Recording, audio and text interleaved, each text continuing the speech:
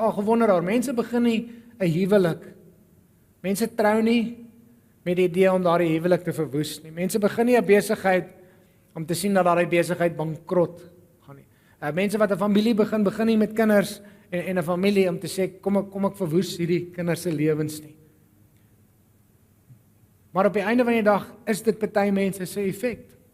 En die rede daarvoor is of ons kies om dit in die wysheid van die Here te benader en of ons of ons dwaase besluite in die proses maak.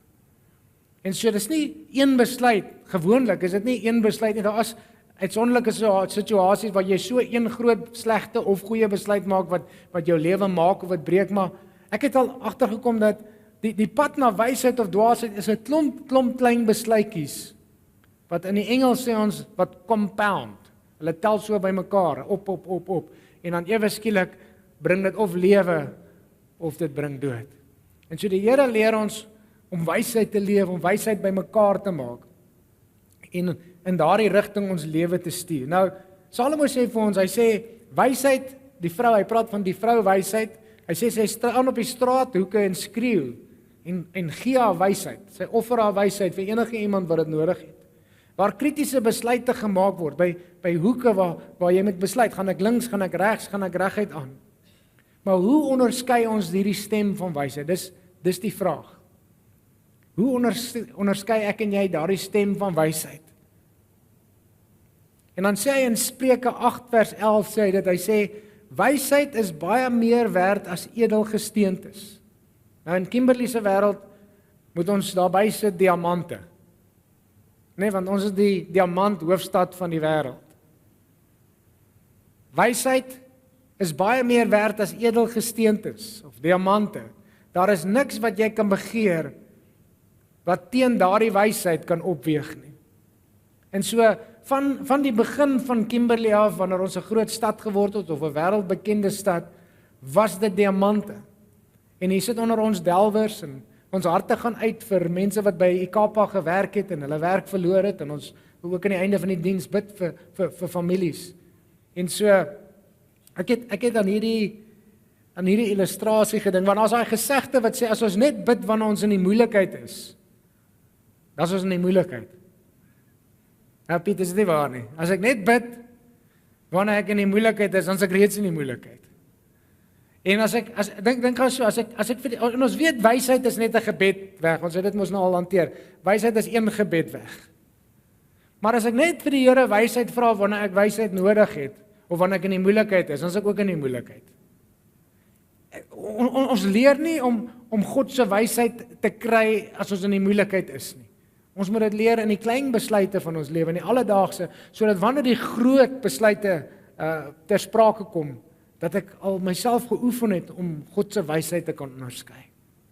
En so ek wil vanoggend praat oor hoe myn ons vir wysheid. Want Salomo sê, hy sê diamante, hier is nie 'n diamant nie, dis so 'n plastiese voorstelling van 'n diamant, so asseblief moenie my uithaal om die diamant te kry nie, Piet, hoor, dis nie 'n diamant nie. Okay. Maar kom ons veronderstel dis 'n diamant. Die mense wat Kimberley kom besoek, as ons gaste kry hier, dan kry ek idee, hulle sê, jy weet, as jy nou rondloop in die veld en jy skop 'n klippie wat blink, dink tog aan my, jy weet, dis die ouens wat ons kom besoek, dink jy loop net in die veld en jy stumble upon a diamond. Okay, nou daar was dalk een of twee mense in die geskiedenis van Kimberley wat gestruikel het oor 'n diamant en per ongeluk 'n diamant gekry het, maar die van die wat die bedryf nou beter ken, Piet, jy weet, jy struikel nie net oor 'n diamant nie. Jy kry nie net per toeval 'n diamant nie. As ek vir jou kan sê, die delwers wat ek ken, die mense droom diamante, hulle dink diamante, hulle is obses met diamante, hulle droom oor waar gaan hulle die kimberlite kry, waar is die meeste diamante, en dan word hulle wakker in die middel van die nag en sê ons moet daar gaan myn, of ons moet hier gaan delf. Daar's baie intensie wat agter die myn van diamante. So ons gaan vanoggend bietjie myn, is dit alright? Nou, ek gaan dit baie primitief doen. Ek gaan vra dat Johan my kom help. Hulle voer mynbouprodukte ook uit na Angola toe. En kan jy my gou kom help? Jy gaan ons myner wees. Nou asseblief julle ouens wat regtig die mynbou verstaan, maar nou nie oordeel vir my leuke kennis hierson nie, maar ek gaan nou so ons gaan braai vandag en ons gaan myn. Is dit alright? So ek het nou 'n bietjie grys hierso. in 'n boksie gebring. So wat ons essensieel doen, nou dit is baie meer complicated as dit, maar nou net vir ons leuke om te verstaan. Essensieel vat jy die grys, jy skep dit uit en dan hoop jy daar stene tussen en hulle gaan nie gepolish wees soos daardie twee wat ek nou het nie. Hulle gaan polish wees en dan gooi jy die grys deur verskillende sieve. Ooggids, hierso's 'n klippie. En dan kyk 'n ou nou wat bly op die rooster agter of die grid. En dan is hulle nie so blink soos hierdie nie. Maar as jy gelukkig is, dan kry jy dit en dan kan jy dit laat polish en so sit hulle dit deur verskillende sieve en is 'n baie meer gekomplekse proses as wat ek nou verduidelik het, maar essensieel dieselfde. Is dit min of meer reg, Piet? Was hom met water, partykeer gebruik hulle panne dan. Kan ons vir Johan 'n hande klap gee? Hy het vanoggend baie gewerk. Okay. Maar Salomo sê vir ons myn vir wysheid meer as vir diamante. Hy sê want wysheid is meer werd as edelgesteentes. En net soos ons nie per ongeluk 'n diamant kry nie, kry ons ook nie net per ongeluk wysheid nie. Hy sê ons moet intentioneel wees as ons wysheid soek. In Spreuke 7 vers 1 sê hy, my seun, onderhou my woorde en bewaar my gebooie by jou. As jy wil wysheid hê, onderhou my gebooie. So net 'n paar gedagtes. Nommer 1, ouers leer kinders om wysheid te leer. My seun, onderhou my gebooie en leer my woorde. Ouers leer kinders om wysheid te leer. En so, ek het altyd my ma gevra, ma, hoekom moet ek skool toe gaan, want niks wat ek by die skool leer, gaan ek in die regte lewe gebruik nie. Tel daarmee geworstel. En toe sê my ma vir my, seun, jy gaan nie skool toe om noodwendig iets te leer wat jy in die regte lewe gaan gebruik nie, jy gaan skool toe om te leer hoe om te leer. En dis presies hoekom die Here vir ons ouers gegee het. Ouers leer ons hoe om wysheid te leer. Iemand het eendag so mooi gesê, het gesê, as 'n kind nie kan gehoorsaam wees en onderdanig wees en luister na die woorde van sy pa of sy ma wat hy kan sien en voel en hoor nie, hoe gaan hy onderdanig wees en luister vir 'n onsigbare God wat jy nie kan voel of hoor nie? En so God gebruik ouers om ons te leer. En as my hart in rebellie is teenoor my eie ouers, dan gaan my hart ook rebels wees om wysheid te leer. En so wanneer ek 'n leerbare hart het teenoor my ouers, dan posisioneer ek myself om wysheid te kry wanneer dit nodig is. Hy gaan aan in vers 2 sê, onderhou my gebooie, dan sal jy lewe en my onderwysing soos jou oogappel. Hy sê sit my leringe, sit my inspraak soos jou oogappel, sit dit binne in die oog, maak dit die lens. Nommer 2, hy sê aanskou die wêreld deur die lense van wysheid. Deur die lense van wysheid. Nou ek weet nie of jy al hierdie beleef het nie. Ek onthou ek het 'n paar mentors in my lewe gehad en van hulle het my so intens gementor dat selfs 'n jaar of 2 nadat ek nie meer onder hulle gesag gestaan het en aanbeweeg het na 'n ander bediening of 'n ander gemeente, dat as ek myself kry met hierdie gesprek wat jy in jou kop het oor 'n ding, ek weet nie of julle ook daai gesprek het, en dan hoor ek hierdie persoon se stem. Wat beteken dit? Dit beteken ek kyk na die wêreld deur die wysheid wat ek van daardie persoon geleer het. Ek maak dit my oogappel, ek maak dit die lens waarna ek alles ons kan. As ons wil die diamante van wysheid kry, die skatte van wysheid in die alledaagse lewe, dan moet ons die wêreld aanskou deur daardie wysheid. Vers 3 sê hy, bind hulle aan jou vingers, skryf hulle op die tafel van jou hart. Vinnig 2 punte, hy sê, dis soos 'n trouring. Hy sê wysheid en onderrig is soos 'n trouring. Jy moet met hom trou. Dis 'n lewenslange toewyding wat ons maak. Wanneer ek trou, is dit 'n lewenslange toewyding. Tot die dood ons skei, is ek getroud aan Katinka. Maar tot die dood ons my skei, wil ek getroud wees met my soeke tot wysheid. Ek soek wysheid, nie net vinnig om 'n goeie besluit nou te maak nie. Ek het 'n lewenslange verbintenis. Te sê, Here, ek soek die wysheid. En dan die volgende ding wat hy sê, skryf wysheid op die tablette van jou hart. Graweer dit uit op jou hart. Hoekom? Want jy weet, baie keer is ek en jy in 'n posisie waar ons 'n versoeking trotseer. Baie keer is ons in 'n posisie waar waar daar 'n verleidelike vrou is, of waar daar ek dalk iets wil koop wat ek bitter graag wil hê, wat ek in 'n emosionele toestand wil koop of doen. Maar wanneer ek die wysheid van God op my hart gegraveer het, dan gaan my hart, al is hy emosioneel, my nie toelaat om daardie dwaase besluit te maak. Het jy al ooit 'n ding gedoen wat jy voor jou siel eintlik geweet het jy moes nie gedoen het nie, maar in 'n oomblik van emosie het jy iets gekoop of 'n besluit gemaak wat jy nie moes gemaak het? Is dit net ek wat dit al gedoen het? Ons het seker dit almal al gedoen. Maar hier sê Salomo vir ons, graveer God se wysheid op jou hart, sodat jou emosies nie met jou weghardloop nie. Sodat wanneer jy emosioneel is, daar iets in jou hart, in jou emosies gegraveer is, wat sê ek gaan nie val laer as die wysheid van God in my lewe nie. Die Jode het 'n baie interessante beginsel. Hulle koop nooit iets wanneer hulle dit sien nie. Nooit. Hulle wag altyd 3 dae voordat hulle enige ding koop. So as ek 'n ding sien en ek begeer dit, ek wil dit graag hê, dan sê hulle, "Oké, ons gaan huis toe."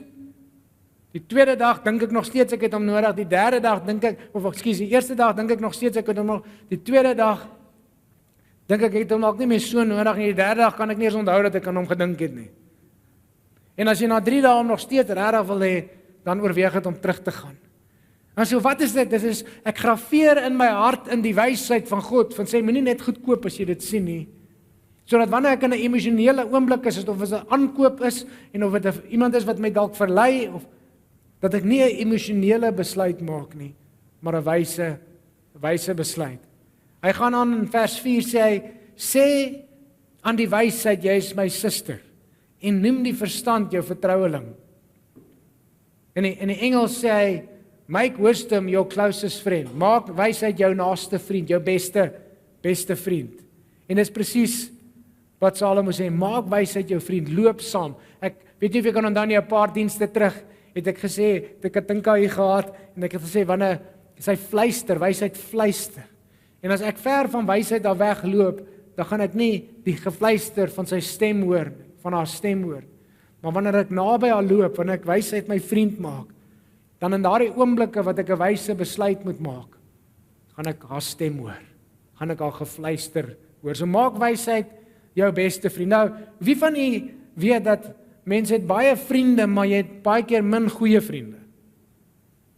Inteendeel, as jy jou goeie vriende op meer as 2 hande kan tel, dan is jy of baie geseënd of jy is dalk mislei. Want min van ons het 10 goeie vriende. Ek praat nou van 'n vriende wat jy met enigiets kan vertrou. Met jou diepste hartsgeheime. Hoekom? Want as min goeie vriende wat regtig jou beste belang op hulle hart dra. Party mense is net 'n nice ou, is net 'n nice ou om saam jy weet, te gaan golf speel of saam 'n aktiwiteit te doen of ietsie te gaan drink of saam uit te hang. Maar hy gaan dalk nie vir jou sê wanneer jy besig is om by 'n afgrond af te gaan nie.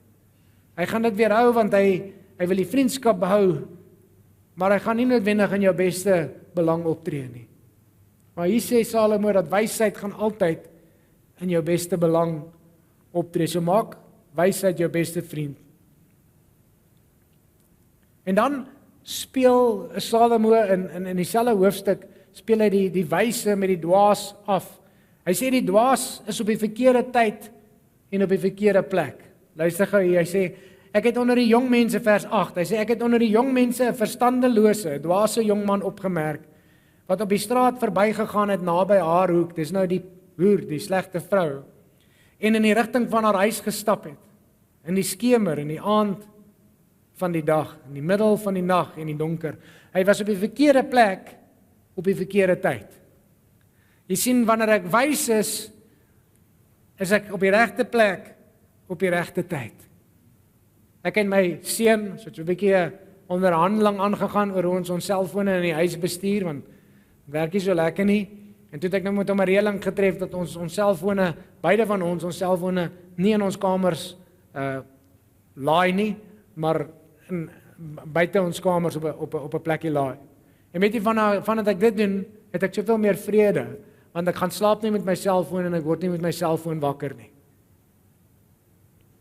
Maar die dwaas is op die verkeerde plek, op die verkeerde tyd. En wanneer ons wyse besluite maak, dan sit ons osself nie in daai posisie wat ek op die verkeerde plek en tyd is nie.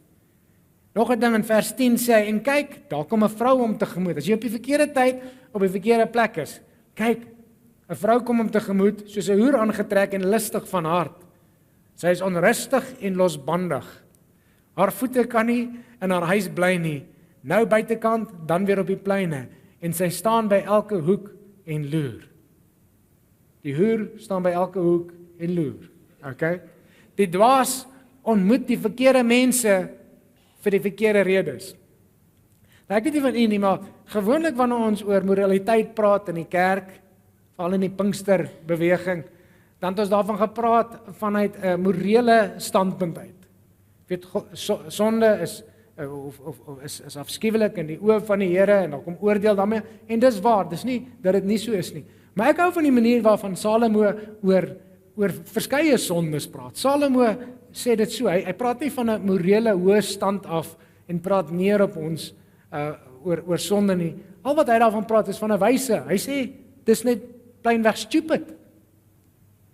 Hy sê as jy jou kop wil stamp, as jy wil doodgaan, as jy wil pyn en lyding beleef, dan doen dit. Hy sê maar dis net dwaas, dis net stupid. Moet dit nie doen nie. Hoeveel pyn wil jy suffer?